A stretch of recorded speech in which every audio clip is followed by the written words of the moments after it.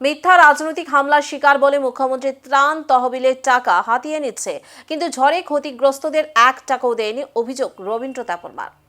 সাম্প্রতিক সময়ে এডিসি নির্বাচন পরবর্তী সময়ে রাজনৈতিক হামলার শিকার যারা হয়েছেন তাদেরকে সাহায্য সহযোগিতা করার জন্য মুখ্যমন্ত্রীর ত্রাণ তহবিল থেকে সাহায্য করার ঘোষণা করা হয়েছে এবং রাজ্যের বিভিন্ন জায়গায় এই সাহায্য সহযোগিতা পৌঁছে দেওয়া হচ্ছে বলে খবর। এরই মধ্যে চাঞ্চল্যকর অভিযোগ করতে গিয়ে রবীন্দ্র দেববর্মা দাবি করেন, সিমনা এলাকাতে রাজনৈতিক হামলার একটা ঘটনা না হলেও অযথা মুখ্যমন্ত্রীর ত্রাণ তহবিল থেকে সাহায্য সহযোগিতা বিলি করা হচ্ছে, অথচ বিভিন্ন জায়গায় যেখানে ঝড় বৃষ্টির পরবর্তীতে ক্ষতি হয়েছে সেখানটায় দাঁড়িয়ে কাউকে সাহায্য সহযোগিতা করা হচ্ছে না। এমনই রবীন্দ্র দেববর্মা অভিযোগ করেছেন।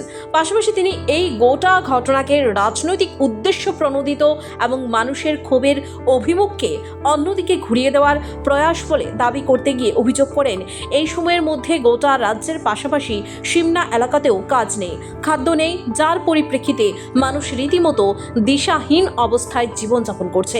বিশেষ করে সাম্প্রতিক ঝড় বৃষ্টিতে যেভাবে গোটা এলাকার জনজীবন প্রভাবিত হয়েছে, সেই জায়গায় কেন প্রয়োজনীয় ক্ষতিপূরণ না দিয়ে উল্টো মিথ্যা তালিকার ভিত্তিতে রাজনৈতিক সন্ত্রাস হয়েছে এমন অভিযোগ করে সাহায্য প্রদান করা হচ্ছে। এই বিষয়টা নিয়ে রীতিমতো প্রতিবাদের সুর শোনা গেছে মথা নেতা তথা রবীন্দ্র দেববর্মার মুখে। বানানো হয়েছে, ভাঙচুর করা হয়েছে, তারা থাকতে পারছে না, হুমকি দেওয়া হচ্ছে। এই রকম প্রায় 34টা নাম আমাদের কাছে এসেছে, কিন্তু আমরাও লক্ষ্য করেছি এই ধরনের কোনো লোক, কোনো পরিবারে কোনো ভাঙচুর করা হয় নাই, কোনো কোথায় নাই, কাউকে হুমকিও দেওয়া হয় নাই, কাউকে থাকতে পারবেন এই কথাও ত্রিপুরা মাথা থেকে বলা হয় নাই। বরঞ্চ তাদেরকে রাজ্য সরকার, আমরা যা দেখেছি, 68,50,000 টাকা তাদেরকে নাকি সারা ত্রিপুরাতে অনুদানের মতো দেওয়া হয়েছে।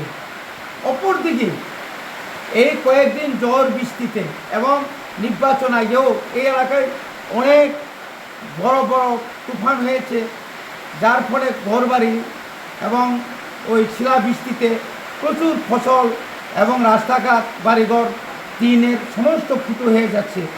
তাদেরকে কিন্তু 1 টাকাও দেওয়া হয় নাই, অথচ যাদের ঘর বাড়ি কোনো বাঙানো হয় নাই, ভাঙিনি বা তারা বাড়িতে আসেন, তারা কিন্তু মিথ্যা কথা বলে দরখাস্ত লিখে তাদের ওই মুখ্যমন্ত্রীর ত্রাণ তহবিল থেকে তারা লক্ষ লক্ষ টাকা তারা নিজেরা হাতিয়ে নিয়েছে।